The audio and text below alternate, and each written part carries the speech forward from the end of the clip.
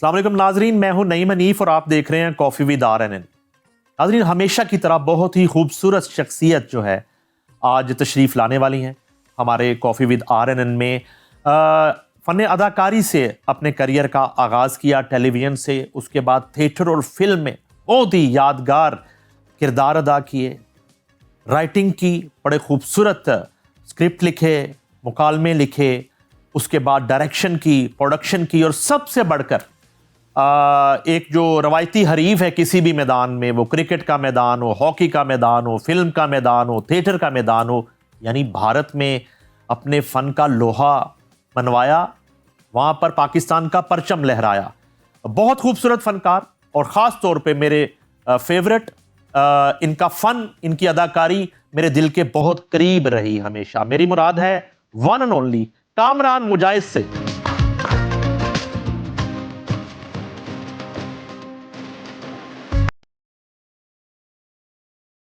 Have a seat, please. Welcome to the show, sir. Thank you so much, thank you so much. वो क्या कहते हैं कि देर लगी आने में तुमको, हाँ जी, लेकिन फिर भी आए तो। हाँ, और मुझे बड़ा अच्छा लगा। एक तो काफ़ी अरसे के बाद आपसे मुलाकात हुई और अब मुझे मेरा ख्याल है कि आप मुझे ज़्यादा जानते हैं क्योंकि मेरा जब स्टार्ट था तो मैं तब से ही आप सहाफ़त कर रहे थे, तो आपसे मुलाकात और हमारी काफ़ी सिटिंग है और माशाल्लाह बड़ा अच्छा स्टूडियो बनाया और बहुत अच्छा शो जा रहा है। Thank you.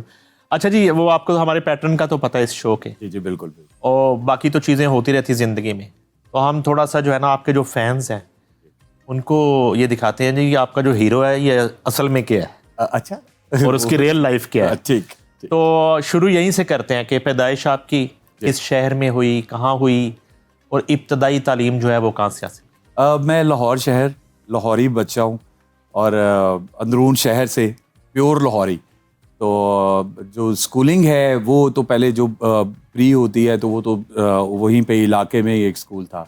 उसके बाद फिर जॉन मैकडॉनल्ड, फिर उसके बाद स्कॉलर्स कॉलेज।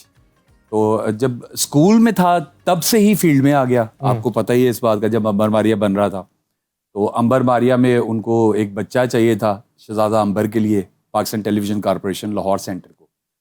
तो उसके लिए फिर मुझे सेलेक्ट किया गया, मेरा ऑडिशन लिया गया और अल्हम्दुलिल्लाह मैं सेलेक्ट हो गया। तो खैर शौक तो नहीं था, होता है ना कि जो कहते हैं बचपन से शौक था, मुझे बचपन से कोई शौक नहीं था एक्टिंग का। घर में माहौल क्या था? कितने बहन भाई थे?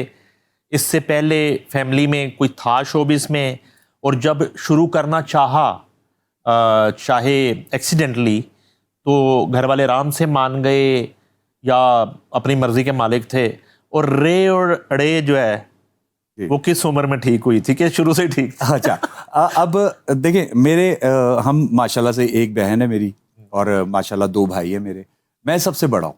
अच्छा। और अल्लाह का लाख लाख शुक्र है कि मैं सबका लाडला घर में, क्योंकि सबसे बड़ा बच्चा और फिर दादा का, दादी का, चचा का, अब्बू अम्मी का तो बंदा बच्चा होता ही है लाडला। तो मुझे रोका तो किसी ने नहीं काम करने से, बल्कि हुआ ये था कि मैं बल्कि नहीं करना चाह रहा था तो मेरी दादी ने मुझे कहा कि नहीं तुम करो, काम करो ये वाला। तो क्योंकि मुझे शौक नहीं था ना, ये था कि कुछ बड़ा काम करना है। तो उस वक्त तो एक छोटा ज़हन था, बच्चा होता है तो वो बस ये होता है कि यार कि एक बड़ा काम करना है, लेकिन क्या करना है उसकी तरफ अभी चल रहे थे। तो जब मैंने ये किया ना तो ये फौरन ही तो ऑन एयर हो गया, और जब ऑन एयर हुआ फौरन तो फिर स्कूल के अंदर जब मैं गया हूँ तो बड़ा अप्रिशिएट किया मेरे जो क्लास फेलोज और मेरी टीचर्स, और उन लोगों ने जब मुझे देखा तो मैंने कहा ये तो बड़ा अच्छा काम है, तो करना चाहिए। तो खैर वो साथ साथ तालीम भी चलती रही, बीच में गैप भी आया, कोई साल 1.5 साल का गैप रहा, क्योंकि कुछ लुक ऐसी थी, ना मैं बच्चा था ना बड़ा था। तो फिर उसके बाद डॉक्टर सज्जाद साहब ने मुझे, अल्लाह जन्नत नसीब करे, उन्होंने मुझे पीटीवी के कॉरिडोर के अंदर देखा तो उन्होंने कहा कि मेरे ड्रामे में काम करो। तो अयूब खावर साहब डायरेक्टर, फिर डॉक्टर सज्जाद साहब का स्क्रिप्ट, और मेरा काम ये था कि महमूद असलम साहब के साथ काम था, और महमूद असलम साहब जो थे उनके मुंह पे टेप लगी हुई है और मैंने बोलना है। और वो जो मेरी प्रैक्टिस थी जो महमूद असलम साहब के साथ, उन्होंने मुझे बड़ा सिखाया। फिर अयूब खावर साहब ने बड़ा सिखाया, डॉक्टर साहब ने बड़ा सिखाया। तो वो जो प्रैक्टिस रही ना मेरी, तो वो बड़ा अच्छा रहा। और मेरी खुशकिस्मती ये हुई कि उसके फौरन बाद मुझे कास्ट किया नुसरत ठाकुर साहब ने। अल्लाह अयूब खाबर साहब वाला कौन सा प्ले था? अभी वक्त है, अच्छा, अभी वक्त है, ठीक है। डॉक्टर सज्जाद साहब ने लिखा। फिर उसके बाद नुसरत ठाकुर साहब ने मुझे उसी प्ले, जब वो ऑन एयर गया प्ले, तो नुसरत ठाकुर साहब ने उस प्ले में देख के मुझे कास्ट किया। उसका नाम था नाम तावान। उसका वो मुझे वो बड़ा पसंद है। उसका जो ओएसटी था, नुसरत ठाकुर साहब की बहन ने लिखा था वो ओएसटी। अच्छा। वो कुछ यूं था, गुमनाम रास्तों के सहमे हुए मुसाफिर, जिंदा है जिंदगी का तावान दे रहे। वाह, वो क्या खूबसूरत उसका था। वो मेरे रोंगटे खड़े हो गए क्योंकि वो बड़ा मजेदार था। खैर उनके साथ बड़ा अच्छा एक्सपीरियंस रहा, तो फिर चलता रहा काम साथ साथ। पहला चेक जो है वो कितने का? हाँ, पहला चेक, क्योंकि पीटीवी का मेरा ख्याल है आज भी यही असूल होगा, मुझे अभी कंफर्म नहीं है।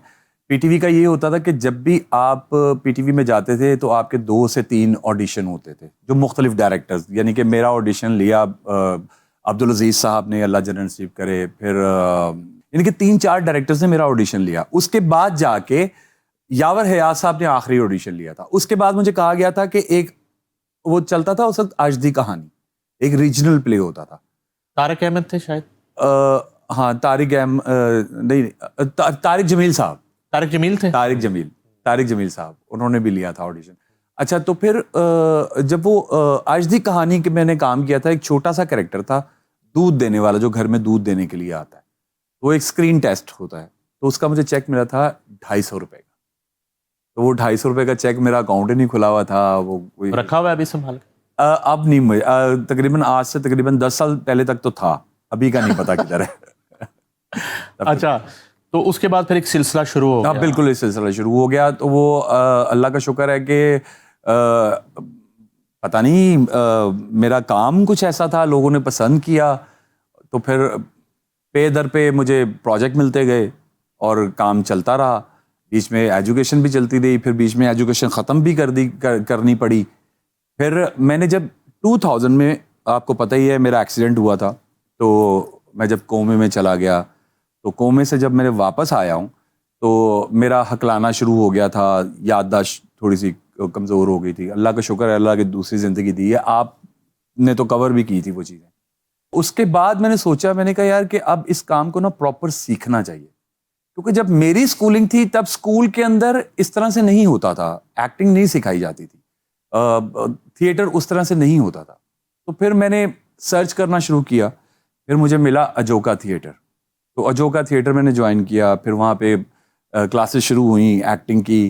फिर वो लिंक निकलते हैं ना, तो उसी तरह मुझे आगे फिर हमसाया मुल्क का एक लिंक मिल गया। मैं एक जर्मन मूवी थी, उसके अंदर कास्ट हो गया। फिर उसके अंदर अनामिका आई थी NSD national school of drama Delhi से, उनके साथ फिर वर्कशॉप्स की, एक्टिंग वर्कशॉप। इंडिया के किस किस सिटी में आपने परफॉर्म किया थिएटर? सर ये बड़ी हैरत वाली बात है, मैंने तो श्रीनगर में भी परफॉर्म किया है। श्रीनगर में? जी। अच्छा। जम्मू में भी परफॉर्म किया है। इंडिया में बहुत परफॉर्मेंसेस की है, यानी कि अमृतसर से लेके कन्याकुमारी तक पूरा इंडिया जो है विजिट किया है, और वहाँ पे बड़ा अच्छा रिस्पांस रहा। लेकिन लास्ट रिस्पांस, जो लास्ट हम गए थे इंडिया, वो रिस्पांस अच्छा नहीं था। मोदी की हुकूमत आ चुकी थी और NSD का फेस्टिवल था, तो अजोका थिएटर के साथ ही हमारा प्ले था कौन है ये गुस्ताख। हम कौन है ये गुस्ताख और बुल्ला, ये 2 ड्रामे हम करने के लिए गए थे। तो कौन है ये गुस्ताख, मंटो साहब की पूरी लाइफ, उनके कोई 10-12 कहानियों को ड्रामाटाइज किया है उन्होंने, शाहिद महमूद नदीम साहब ने। तो उस पे फिल्म भी बनी, हमारे ही स्क्रिप्ट पे फिल्म बनी जो सरमद साहब ने बनाई, तो बड़ी अप्रिशिएट भी हुई वो फिल्म। तो वो जब हम करने गए तो हमारी दिल्ली में कमानी ऑडिटोरियम में परफॉर्मेंस थी। तो परफॉर्मेंस से 2 घंटे पहले हमें पता चला कि हमारी परफॉर्मेंस कैंसिल हो गई है। अच्छा। तो हमारी परफॉर्मेंस कैंसिल क्यों हुई है जी? थ्रेड आया है जी शिवसेना से। हाँ, शिवसेना भी तो एक बीमारी थी वहां पे। बीमारी थी वहां पे। अब नहीं है इतनी। अब नहीं है। और कभी वो क्रिकेट की विकेटें उखाड़ देते हाँ थे। जी, बिल्कुल। अच्छा, और आपका थिएटर बंद करवा दिया उन्होंने? थिएटर बंद हो गया, और फिर उसके बाद हम वापस गए अपने होटल। तो मदिया गौहर, अल्लाह जन्नत नसीब करे, वो जिंदा थी। तो फिर उसी वक्त सारा मीडिया आ गया इंडिया का, तो वहाँ पे प्रेस कॉन्फ्रेंस की। तो एनएसडी जो है, एक तो एनएसडी है दिल्ली में, एक है जेएनयू दिल्ली में ही। जेएनयू के जो स्टूडेंट के प्रेसिडेंट थे, स्टूडेंट फेडरेशन के प्रेसिडेंट जो थे, फिर वो आए हमारे पास। फिर वो जो आपकी बरादरी के लोग, मैं अप्रिशिएट करूंगा उन सहाफ़ियों को, उन्होंने कहा कि आपकी परफॉर्मेंस आज कैंसिल की है, आज ही आप परफॉर्म करेंगे। वो अपने एक क्लब में लेके गए, वहां पे एक छोटा सा हॉल था, तकरीबन कोई 50 लोगों की बैठने की जगह थी और छोटा सा स्टेज था। हमने वहां पे परफॉर्म किया, वो सहाफ़ियों ने करवाया, और सहाफ़ियों ने बाकायदा तौर पे अपने शोज़ के अंदर ये बात कही थी और अगले दिन अखबार के अंदर ये बात छपी थी कि शिवसेना जो है वो आर्ट को जितना मर्जी रोक ले, मोदी हुकूमत आर्ट को जितना मर्जी रोक ले, हम इसको रुकने नहीं देंगे। तो वहां पे स्टूडेंट लीडर आए जेएनयू के, उन्होंने कहा आप हमारी यूनिवर्सिटी में परफॉर्म करेंगे। वेरी नेक्स्ट डे हमने यूनिवर्सिटी में परफॉर्म किया जेएनयू की, जबकि एनएसडी की इनविटेशन थी। एनएसडी और जेएनयू की आपस में इख्तलाफात ये सिटी कौन सी थी? ये दिल्ली। दिल्ली। तो जेएनयू में परफॉर्म किया सर। जेएनयू के अंदर मैं हैरान हो गया, तकरीबन कोई 5 से 6 हजार स्टूडेंट्स का क्राउड था, और पिन ड्रॉप साइलेंस। हमारा 2.25 घंटे का ड्रामा था और पिन ड्रॉप साइलेंस के साथ उन लोगों ने देखा और इतना अप्रिशिएट हुआ वो। और उन्होंने फिर एनएसडी को बुरा भला कहा, जेएनयू वालों ने, और फिर प्रेस ने उनको बुरा भला कहा। अच्छा, उसके बाद हमारी परफॉर्मेंस थी जयपुर में।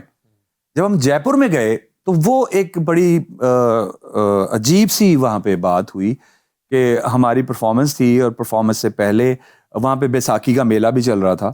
तो वहाँ पे इनकी शिवसेना की गाड़ियाँ आई हैं, तो उन्होंने आके तो हल्ला बोला है वहाँ पे, और हमारे जो पोस्टर्स हैं उनको आग लगाई है, और हमें उन्होंने बुरा भला कहा है, पाकिस्तान मुर्दाबाद के नारे लगाए हैं। तो अल्लाह जन्नत नसीब करे, मदिया गौहर वो एक फौजी बन के वहां पे खड़ी हुई। तो वो अकेली एक औरत थी जो लीड कर रही थी हमें, वो फ्रंट पे खड़ी हुई थी और पीछे हम लोग थे, और शिवसेना के नारों का जवाब दे रहे थे। लेकिन सिक्योरिटी को आने में टाइम लगा, तकरीबन कोई 40 मिनट के बाद सिक्योरिटी आई। वहां के जो लोकल जो लोग थे उन्होंने ही हमें रेस्क्यू किया। सिक्योरिटी के 40 मिनट के बाद आई, लेकिन वो परफॉर्मेंस नहीं हो सकी वहां पे।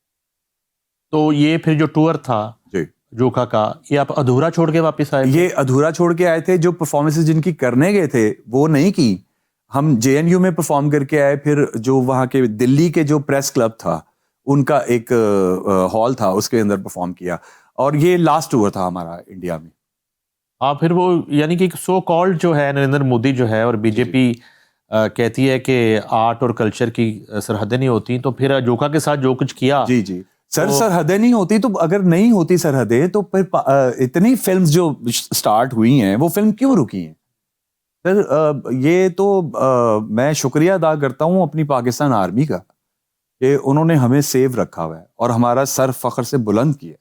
जो लास्ट इवेंट हुआ है, जो इंडिया ने हमारे पे हमला किया और जो पाकिस्तान ने पहले समझाने की कोशिश की, ना समझे तो फिर जवाब दिया, ये तो thank you so much Pakistan army. अच्छा, साइमल्टेनियसली आपने फिर टीवी के साथ फिल्म भी शुरू कर दी और साथ थिएटर तो चल ही रहा था। जी जी जी, तीनों मीडियम में आप बैक वक्त काम कर रहे थे। जी जी, अल्हम्दुलिल्लाह, और अल्लाह का लाख लाख शुक्र है, जो मेरी पहली फिल्म थी वो भी मुझे ऑडिशन के साथ मैंने काम किया। बड़ी स्क्रीन पे पहली अपीयरेंस कौन सी थी आप? फायर। अच्छा, आसिफ अली पोता साहब उसके डायरेक्टर थे। फायर मुझे याद है, बिल्कुल बिल्कुल बिल्कुल। और वो अल्हम्दुलिल्लाह बहुत अप्रिशिएट हुआ था मेरा काम, और उसके बाद मुझे बड़ी फिल्म्स की ऑफर हुई। लेकिन एक्चुअली मैंने आपको बताया ना कि मुझे शौक नहीं था काम का।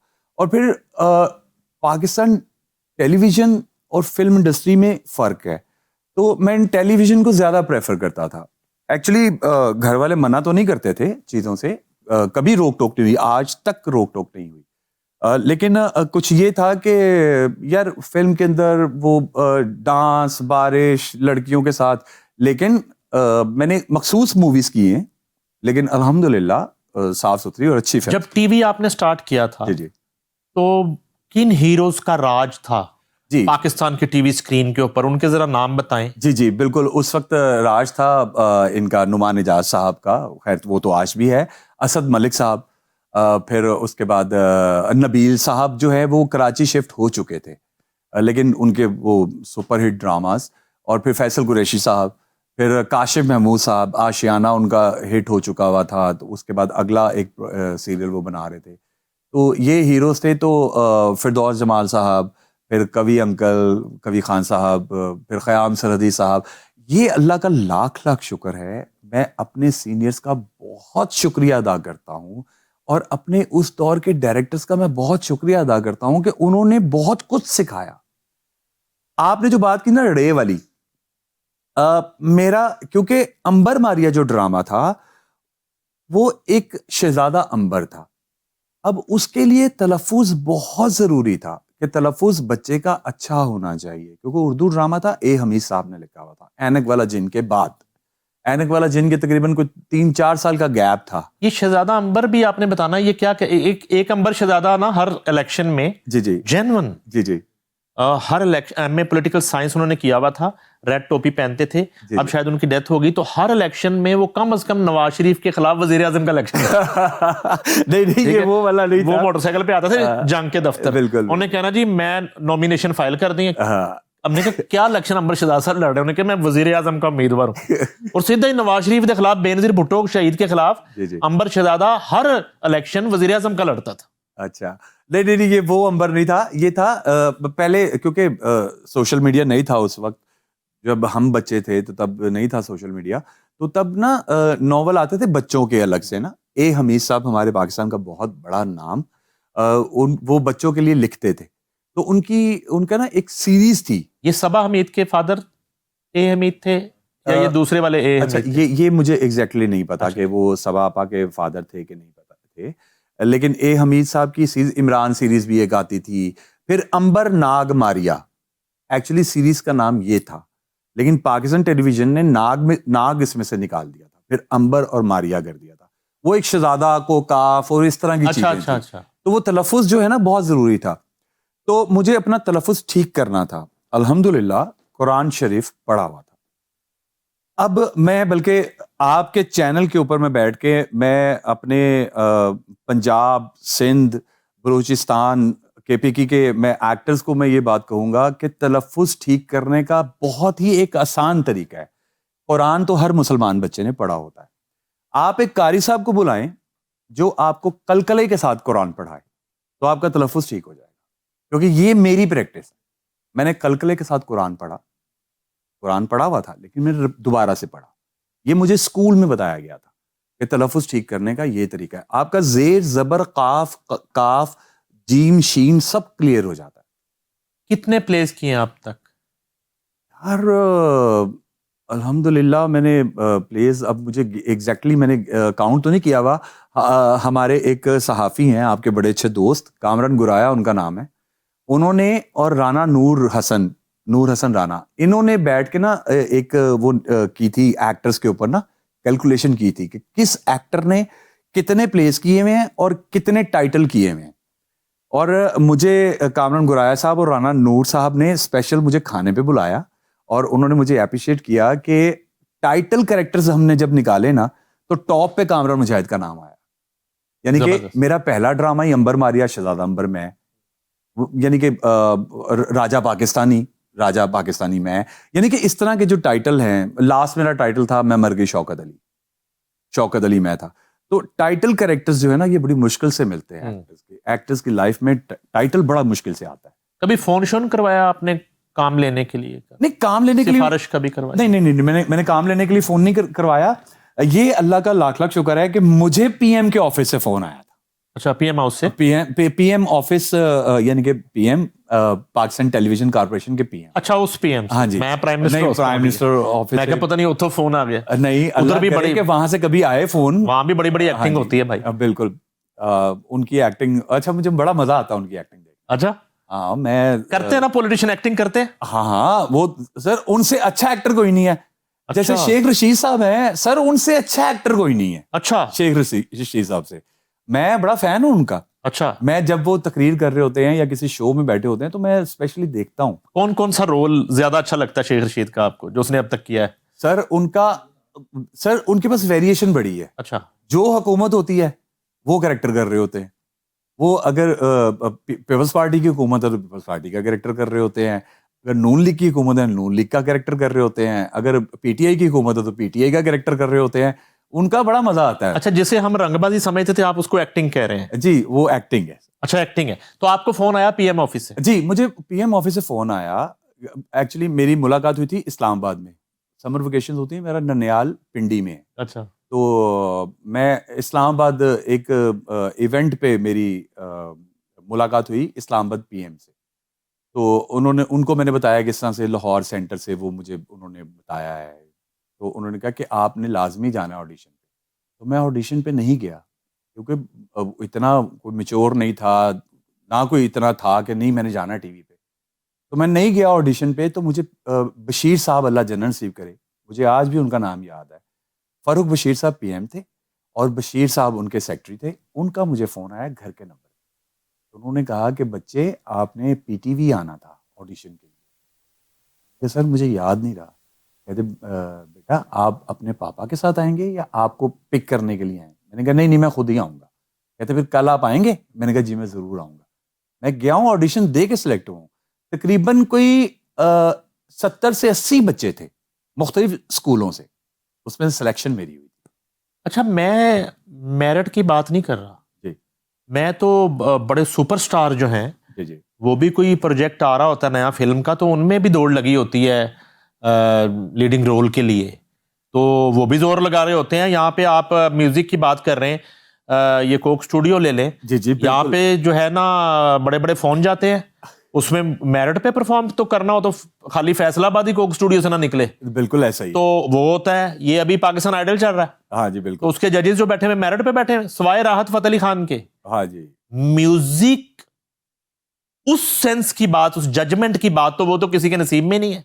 और फिर राहत फतेह अली खान को वो कन्नी पे बैठाया हुआ है, और उस बचपन सारे बचपन कन्नी में गुजर गया उनके कवाली में, बिल्कुल ऐसे भी कन्नी दे भाईता खान साहब विच घर बैठाओ। तो बिल्कुल मैं वो बात कर रहा हूं, वो बाज़ एक प्रोजेक्ट का हसूल जी जी और उस रोल के हसूल के लिए बंदा फिर तगो करता है। अच्छा भैया मैं आपको एक चीज बताऊं। आपने एक चीज देखा होगा कि मैं हर ड्रामे में आपको नजर नहीं आऊंगा, मैं हर फिल्म में आपको नजर नहीं आऊंगा।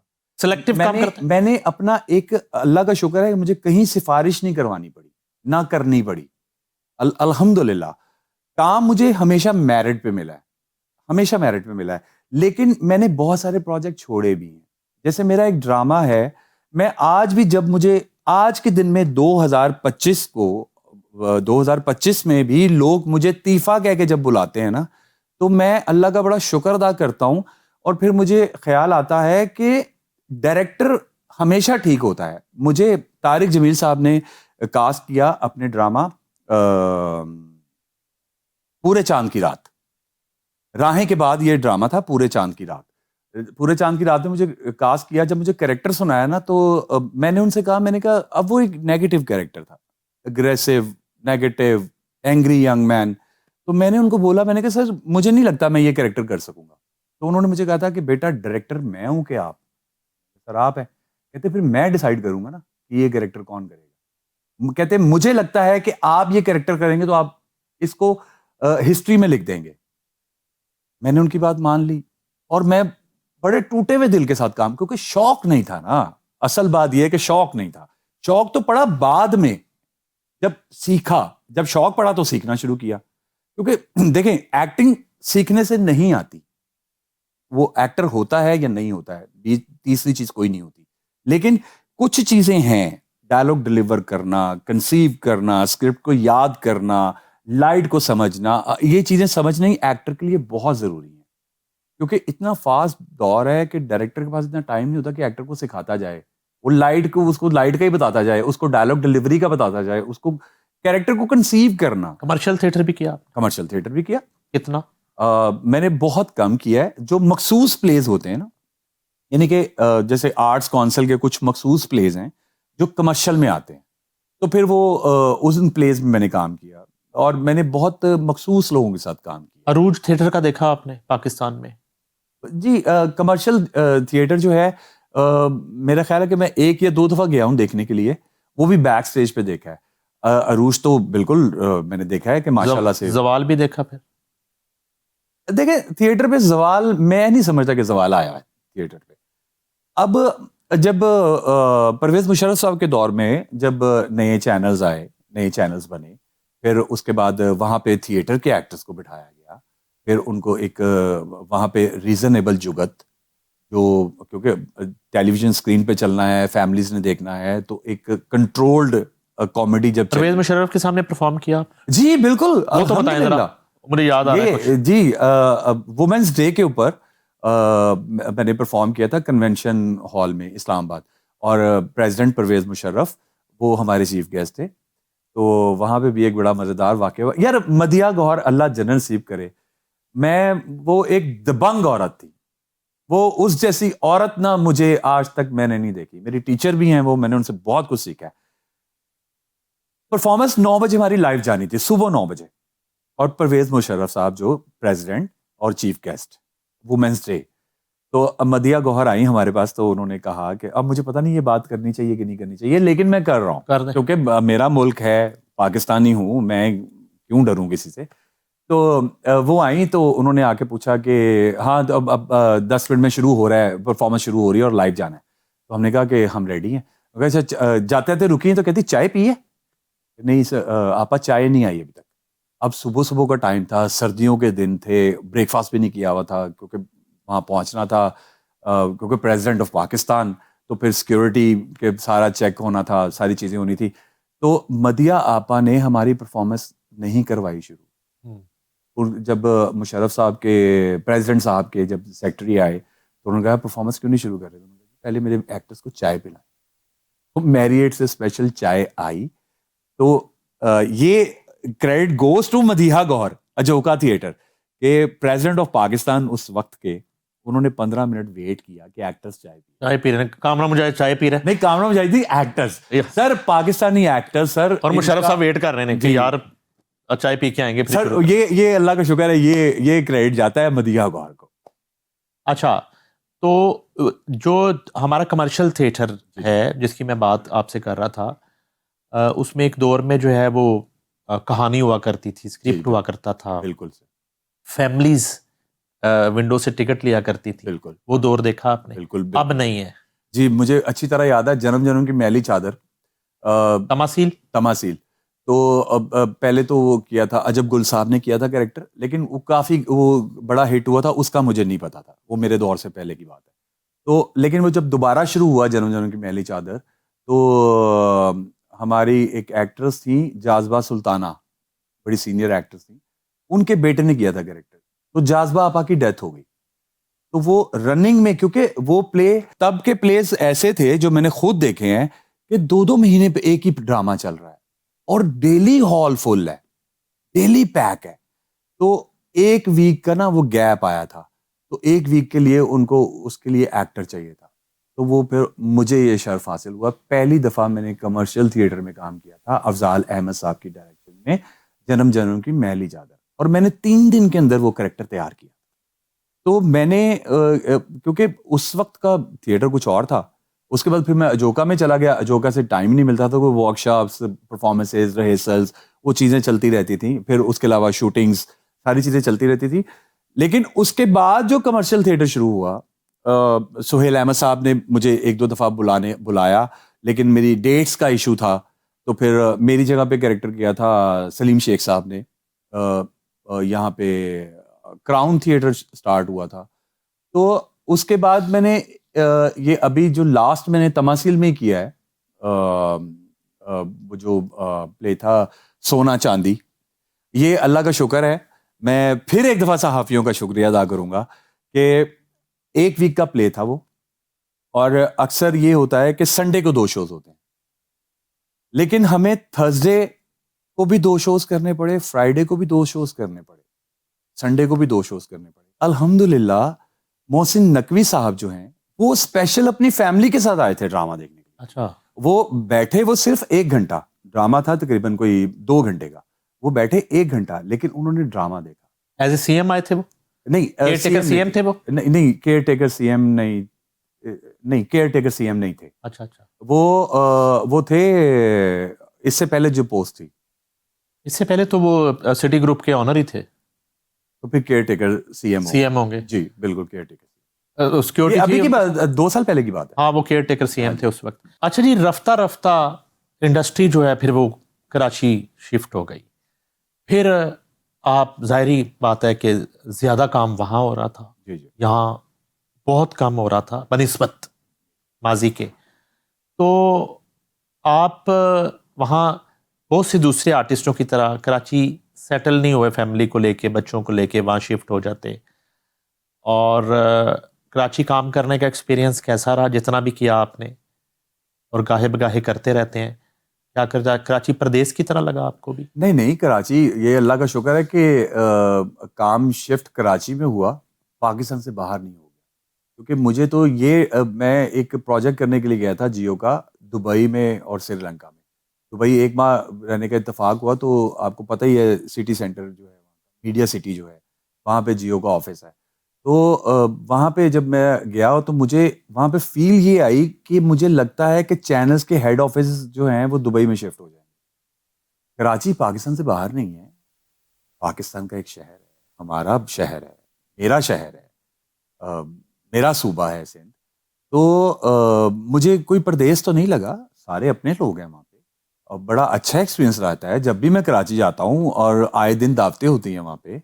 कि हर हर दोस्त की ख्वाहिश होती है कि वो मैं उनसे मिलूं। लेकिन मैं एक्चुअली वहाँ पे शिफ्ट नहीं हुआ ना, तो मेरे पास अगर गैप भी आता है ना, तो वो 1 दिन का गैप आता है या 2 दिन का गैप आ जाता है। तो अब मैं शिफ्ट इसलिए नहीं हुआ क्योंकि मेरा नहीं ख्याल है कि जो प्योर लाहौरी है वो कराची शिफ्ट हो सकता है, खासतौर पे अपनी फैमिली के साथ। अब जितने लोग कराची में शिफ्ट हुए हैं, वो उनको शिफ्टिंग नहीं कहेंगे। वो भी वहाँ पे जो है वो हर महीने में 1 वीक 10 दिन वो लाहौर में होते हैं, अपने घर पे होते हैं, अपने बीवी बच्चों को नहीं लेके गए। हाँ, वहाँ पे दूसरी शादियां कर ले तो एक अलग बात है, जैसे आपको पता ही है किस किसने की है, तो वो एक अलग बात है। अच्छा, जो लोग बाहर से लाहौर में शिफ्ट हुए थे, यानी कि दूसरे शहरों से, कोई कसूर से, कोई फैसलाबाद से, कोई गुजरांवाला से, कोई मुल्तान से, जो लाहौर में कोई मियाँ वाली से जो लाहौर में शिफ्ट हुए हैं, वो लाहौर के बजाय फिर लाहौर से उठ के वो कराची शिफ्ट हो गए। तो उनके लिए लाहौर तो कोई अहमियत नहीं थी ना। तो वो, अब लाहौर का ओरिजिनल बंदा जो है वो कराची शिफ्ट नहीं हो सकता। देखिए, काम करना है, कराची शिफ्ट होना कोई बुरी बात नहीं है, लेकिन लाहौर की जो हमारी आज़ादी है, जो लाहौर की मिट्टी है, जो लाहौर की खुशबू है, जो खानदान है, आपके चचा आपके पास हैं, आपकी फुप्पो आपके पास हैं, आपके दादा आपके पास हैं, आपकी खाला आपके पास है, आपके मामू आपके पास है, फिर कराची डिस्टेंस हो जाता है ना। तो बच्चे जो है, मेरा नहीं ख्याल के लोगों ने शिफ्ट किए। शादी अरेंज मैरिज थी, लव मैरिज थी? ये लव प्लस अरेंज। अच्छा। लव मैरिज जैसे थी, मेरी वो कज़न है, मेरी वाइफ जो है, बचपन से हम दोनों एक दूसरे को पसंद करते थे, लेकिन इजहार कभी नहीं किया था। वो ये होता था क्योंकि जब कज़न है तो फिर हर शादी पे, हर ब्याह पे, घरों में आना जाना, तो वो बस बचपन से देखते ही थे एक दूसरे को। तो अम्मी ने कहा कि शादी करनी है तुम्हारी तो बता दो। ये अल्लाह का शुक्र है कि मेरी अम्मी, अब्बू, चचा, दादा, दादी, नाना, नानी, फुप्पो, हर बंदे ने मुझसे बहुत प्यार किया। तो मुझसे ना चीज़ें पूछ लेते हैं। तो अम्मी ने पूछा कि किस किस्म की लड़की चाहिए, किस किस्म की लड़की होनी चाहिए तुम्हारी बीवी। तो मैंने अम्मी को जब हुलिया बताया, मैंने इस तरह की होनी चाहिए, इस तरह की होनी चाहिए, जान के तुसी हुलिया ही हाँ, दस्सिया। हुलिया ही वो बताया ना। तो अम्मी ने कहा अच्छा फेरी कुड़ी है मेरी नजर। अम्मी ने खुद ही कह दिया। तो वो अल्लाह का शुक्र है कि वो शादी भी हो गई, अल्हम्दुलिल्लाह। शो बिजनेस के मोजर असरात, कभी शादी पे और इज़्दवाजी जिंदगी पे कभी कोई वाकया? नहीं, अब देखें, मैं कभी भी शोबिस को बुरा नहीं कहता। मैं बुरा तो नहीं कह रहा। नहीं नहीं, मैं एक बात हर वो तो जो है ना, कैंसर की दवाई के जो है ना, वो अच्छे असरात भी हैं और बुरे वो भी मुज़र है। भी हैं। बिल्कुल बिल्कुल ऐसे ही है। बाज़ का दवाई रिएक्शन भी तो कर जाती है। जी बिल्कुल। अल्हम्दुलिल्लाह मेरी वाइफ जो है ना, आज के दिन तक माशाल्लाह से, हमारी शादी को इतना टाइम हो चुका है, अब तो एग्जैक्टली याद भी नहीं आ रहा मुझे, 19 या 20 साल हो चुके हैं। तो हमने इतने अरसे के अंदर कभी भी मेरी बीवी नाराज होके अपने माँ बाप के घर नहीं गई। अल्लाह का लाख लाख शुक्र है, मैं इवेंट्स पे भी जाना पड़ता है, फिर लड़कियों के फ़ोन भी आते हैं, मैसेजेस भी आते हैं, सारी चीज़ें होती हैं। मेरे फ़ोन को लॉक कभी नहीं लगा, मेरा फ़ोन ओपन होता है और बीवी ने कभी शक नहीं किया। हाँ, मेरे ही शोबिस के कुछ दोस्त ही फीमेल दोस्त थी, उन्होंने मेरी बीवी को बहुत कोशिश की कुछ करने की, समझाने की, लेकिन वो जो बातें करती थी, जो आगे से मेरी वाइफ मुस्कुरा के उनको जवाब देती थी कि मुझे पता है, वो सारी बातें मुझे बताती थी। वो अल्लाह का शुक्र है कि हम मियाँ बीवी की बाउंडिंग ना बहुत मजे की, हम दोस्त बन के रहते हैं। हम ये नहीं कि लड़ाई नहीं होती, हमारी लड़ाई भी होती है। लड़ाई का मतलब ये नहीं है कि निकल जाओ मेरे घर से, मैं तुम्हारी शक्ल नहीं देखना चाहता, वो इस तरह का कोई चक्कर नहीं है। शादी से पहले तो प्रपोजल बहुत आते होंगे, शादी के बाद जानते हुए भी प्रपोजल आए जिनको पता भी है कि शादीशुदा है? वो सिलसिला बिल्कुल बिल्कुल प्रपोजल आते हैं, आज के दिन तक आते हैं। किस तरह जो है ना दिल दुखाते हैं उन प्रपोजल्स का, आप कैसे जवाब देते हैं?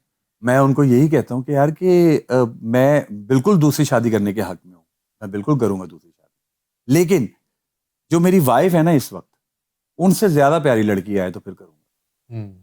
मुझे उस तरह की नजर ही नहीं आती। मुश्किल शर्त आपने रख दी। हाँ, क्योंकि भाई एक आइडियल होता है ना आपका, एक आइडियल, एक हर बंदे का, अल्लाह का लाख लाख शुक्र है, अल्लाह नजरे बस से बचाए, मैं जितना शुक्र अदा करूंगा मैं अल्लाह का, जो एक बंदे की सोच होती है ना कि यार कि मेरी वाइफ ये होनी चाहिए या मेरी गर्लफ्रेंड ये होनी चाहिए, वो मेरी वाइफ है अल्हम्दुलिल्लाह। तो फिर मुझे क्या जरूरत पड़ी है कि मैं दूसरी जगहों पे मैं टांगे फंसाता फिरूं? वैसे दोस्ती सबके साथ है मेरी। ये मर्द पे इल्जाम आता है हमेशा कि मर्द जो है ना वो हरास करता है, यार खुदा फ्लर्ट करता मेरे है। दिल की बात की है आपने। मैंने अभी आपके दिल की बड़ी बातें करनी। मैं आपने मेरे दिल की बात की है यार। ये मुझे एक चीज, मैं देखें, मैंने खवातीन के हकूक के लिए, जैसे अभी मैंने बताया कि वुमेन्स डे के ऊपर मैं परफॉर्मेंसेस करता हूँ, वुमेन्स डे पे मैं औरतों के लिए काम करता हूँ, मैं खवातीन की बहुत रिस्पेक्ट करता हूँ, वो चाहे किसी भी कैटेगरी की हूँ, किसी भी कैटेगरी की। देखें, औरत जो है ना, औरत की इज्जत करना हमारे इस्लाम में, मैं औरत की बहुत इज्जत करता हूँ, मैंने आज तक किसी औरत पे हाथ नहीं उठाया। समटाइम ऐसा भी हुआ है कि नौबत आ गई है कि मेरा दिल कर रहा है कि मैं इसको थप्पड़ मार दूं, पानी सर से गुजर गया है, लेकिन अब्यूज तक नहीं किया, कभी नहीं किया। मुझे एक चीज का जवाब चाहिए, वो कोई भी दे दे, वो आप दे दे, कोई कमेंट में दे दे, कोई फोन करके दे दे, कोई मैसेज करके दे दे, कोई औरत दे दे, कोई बूढ़ी खातून दे दे। मर्द के ऊपर इल्जाम लगता है कि इसने हरास किया है फलां को, तो औरत पे क्यों इल्जाम नहीं लगता कि वो मर्द को हरास करती है? भाई मैं बैठा हुआ हूं, मैं आप सबके सामने, आप गवाह हैं इस बात के, आप सबके सामने ये बात बता रहा हूं, मैं 3 से 4 दफा हरास हो चुका हूं, और लास्ट हरास हुआ हूं मैं आज से 6 माह पहले। और मेरे जो करीबी दोस्त हैं वो इस वक्त शो देख रहे होंगे, और उनको इस बात का पता है, और उसको भी इस बात का पता है जिसने मुझे हरास किया। आपको खवातीन ने हरास किया? जी जी बिल्कुल। और अभी 6 माह पहले एक खातून ने हरास किया। खातून ने क्या हरास करने का तरीका, मसलन क्या मुझे मिलो, या क्या कोई डिमांडिंग, किस तरह की डिमांड? यार अजीबो गरीब डिमांड, यानी कि मैं उसको समझा रहा हूं कि तुम बाद आ जाओ, और अल्लाह का लाख लाख शुक्र है, और इत्तेफाक ये है कि मैं अपने घर पे मौजूद था और मेरी वाइफ भी मौजूद थी, ये अल्लाह का लाख लाख शुक्र है, और मेरी वाइफ भी इस बात की गवाह है। और मैंने टाइम दिया पूरा, मैंने कहा चलो थोड़ा सा टाइम देते हैं, हो सकता है दिमागी हालत ठीक ना हो या किसी और जोन में हो वो, तो होश आए तो फिर शायद सॉरी कर ले। 2 दिन मैं वेट करता रहा, उसका फोन नहीं आया। फिर उसके बाद मैं उनके अगेंस्ट मैं एप्लीकेशन देने लगा था कि मुझे हरास किया गया। Police station? जी बिल्कुल। कामरान मुजाहिद एक खातून के अगेंस्ट एप्लीकेशन, एफआईआर दर्ज करवाने के लिए जा रहे थे पुलिस स्टेशन के, मुझे खातून हरास कर रही है। जी जी बिल्कुल। और मैंने अपने ये अपनी ख्वाहिश पूरा करने का कह रही थी आपसे? पैसों की डिमांड कर रही थी? नहीं, किस चीज की डिमांड? पैसों की डिमांड नहीं कर रही थी, वो जो पहली आपके बात साथ टाइम स्पेंड करने की बात कर रही थी? जी बिल्कुल। अच्छा, बिल्कुल। और जो मैं नहीं कर सकता ना वो बातें, हैप्पी आवर्स? जी बिल्कुल। अच्छा, हनी ट्रैप, कमाल है। तो वो खैर मैंने एक काम ये किया कि मैंने एक अपने उस दोस्त को फोन किया जो उनको भी जानते थे और उनके भी दोस्त थे। उनको मैंने पूरा वाकया बताया और उनके साथ ही मैंने प्लान किया कि हम चलते हैं, जाके मैं एक एप्लीकेशन देता हूँ। क्योंकि सर देखिए मैं एक फैमिली पर्सन हूँ। मुझे बड़ी ख्वाहिश है बेटी की, लेकिन अल्लाह का शुक्र है, अल्लाह को नहीं मंजूर, अल्लाह ने मुझे बेटी नहीं दी। मेरे 3 बेटे हैं माशाल्लाह, लेकिन जो दूसरों की बेटियां हैं ना, मैं उनकी बड़ी रिस्पेक्ट करता हूँ, वो चाहे किसी भी कैटेगरी की वो, क्योंकि मुझे नहीं पता किसकी क्या मजबूरी है, वो किस लिए ये काम कर रही है। तो ये उनका पर्सनल है, ये अल्लाह का और उनका मामला है। मैं कौन होता हूँ किसी को कुछ कहने वाला। तो मैंने उनसे बात की, मैंने कहा भाई मैं एप्लीकेशन देनी है। तो उनके साथ मेरा एक टाइम हो गया कि हम इतने बजे जो है पुलिस स्टेशन जाएंगे। हाँ जी जाएंगे। लेकिन उस खातून का मुझे फोन आ गया, या पता नहीं शायद मेरे उस दोस्त ने उसको कह दिया कि सॉरी करो, नहीं तो वो एप्लीकेशन दे रहा है। खातून का फोन आया और उस खातून ने मुझे कहा कि मैं आपसे हाथ जोड़ के माफी मांगती हूँ, आप फील करें कि मैं आपके पैरों को हाथ लगा के माफी मांगती हूँ, ये मेरी अम्मी से बात करें। तो उसने अपनी माँ को फोन पकड़ा। तो फिर उसकी माँ से जब मेरी बात हुई, तकरीबन कोई 10 मिनट की कॉल थी, तो उनसे बात हुई। तो मैंने कहा माँ जी ओके, ख़त्म हो गई बात। तो बस ये है कि इनसे कहिएगा कहीं इनको पता चलेंगे कामरा मुजाहिद वहाँ पे है, तो वो वहाँ पे ना आए, अगर आए तो मेरे सामने ना आए। मैंने इतना कह के बात खत्म की। ये जब आपको खवातीन की तरफ से हरास करने की कोशिश की गई, तब आपका रिएक्शन यही था हर जी, दफा? जी जी। क्या आपने सोचा मैं कंप्लेन करूं पुलिस स्टेशन, किसी मिडलमैन को डालूं कि इसको कहो मेरी जान छोड़ दे बीबी? नहीं, एक दफा तो मैंने बकायदा दरवाजा खोल के तो बाजू पकड़ के गाड़ी से बाहर निकाल दिया था एक आपकी सुपरस्टार को। कमाल है यार, आप तो इंतहाई एक मासूम और मशरकी हीरो साबित हुए। नहीं भाई देखें, मेरा ख्याल है कि अगर घर में आप बीवी के साथ, आपकी बीवी आपके साथ सिंसियर है, आप बीवी के साथ सिंसियर हैं, और आप जो गर्लफ्रेंड चाहते हैं, जो गर्लफ्रेंड आप ढूंढना चाहते हैं, आप वही चीजें अपनी बीवी के अंदर देखना शुरू कर दें, या अपनी बीवी को उस तरह से ट्रेन करें, तो आपको कहीं भी किसी घर में लड़ाई नहीं होगी, तलाक नहीं होगी। देखिए सोच डिफरेंट होती है। फर्ज तो नहीं है औरत के ऊपर, फर्ज तो नहीं है कि औरत को ही अपने सारी चीजों को चेंज करना है मर्द के लिए या उसकी फैमिली के लिए, ये फर्ज तो नहीं है। कुछ औरत करे, कुछ मर्द करे। वो जब कुछ कुछ होता है ना, चीजें चलती चलती तो एक पॉइंट पे आके इकट्ठी हो जाती हैं। तो मेरा ख्याल है कि जो लोग तलाक तक बात जाती है या दूसरी या तीसरी शादी होती है, शादी करना अच्छी बात है, खवातीन की तादाद ज्यादा है, मैं दूसरी शादी या तीसरी शादी या चौथी शादी करने के खिलाफ नहीं हूं, लेकिन मुझे जरूरत नहीं, तो मैं क्यों करूं। अच्छा जी, एक्सप्रेशन बेचते बेचते आपने अचानक लफ्ज बेचने शुरू कर दिए। हाँ, और आपने जो है ना, वो आपको खलील रहमान कमर पे यकीन नहीं था कि वो नहीं, खलील रहमान कमर पे उन्होंने जिस तरह ये महाज पूरे बरसगीर में संभाला हुआ है जी सर, लिखने का, सर क्या बात तो है। उनके होते फिर आपने लिखना ही शुरू कर दिया जनाब? सर अब मैं जो हूं ना, या एक राइटर था अंदर बड़ी देर से, फिर वो बाहर आया? अच्छा, credit goes to Madiha Gauhar, credit goes to Ajoka. उसकी रीजन ये है कि अजोका के अंदर जो मैंने पहला थिएटर ड्रामा किया था वो था बुल्ला। अब बुल्ला के अंदर मैं एक छोटा सा एक कैरेक्टर था मेरा, जिसकी फाइट थी और मॉब में था, डायलॉग कोई नहीं था उसके अंदर। तो कोई तकरीबन 2-3 माह के बाद मुझे मदीहा आपा ने कहा कि ये कैरेक्टर तुम करोगे। मैंने वो कैरेक्टर जब करना था, उस कैरेक्टर को करने के लिए मुझे हिस्ट्री पढ़नी पड़ी, जबकि मेरा जो सबसे खुश्क सब्जेक्ट जो मुझे लगता था ना, वो हिस्ट्री था। लेकिन क्योंकि मैंने एक कैरेक्टर करना था तो हिस्ट्री पढ़ो, तो मुझे हिस्ट्री पढ़नी पड़ी बुल्ला सरकार की, क्योंकि मैं कर रहा था एक रावी का कैरेक्टर जिसने पूरा 2.5 घंटे का प्ले, और स्टेज पे कर्टन जब हटेगा तो मैं स्टेज पे आऊंगा, जब मैं आखिरी डायलॉग बोलूंगा तो ड्रामा खत्म होगा। 2.5 घंटे मैंने बोलना है, तो 2.5 घंटे बोलने के लिए पूरी हिस्ट्री बुल्ला सरकार की मुझे पढ़नी पड़ी। जब पूरी हिस्ट्री मैंने पढ़ी, तो अब बुल्ला सरकार की हिस्ट्री पढ़ते पढ़ते जब बीच में लिंक जुड़ते गए मुख्तलिफ सूफियों के, फिर मुझे उनकी हिस्ट्री पढ़नी पड़ी। अब उसके बाद आ जाते हैं, हमारा एक ड्रामा है दारा शिको के ऊपर। दारा शिको का कैरेक्टर मुझे मदिया आपा ने कहा कि करना है, तो अब दारा शिको के कैरेक्टर के लिए मुझे दारा शिको की हिस्ट्री पढ़नी पड़ी।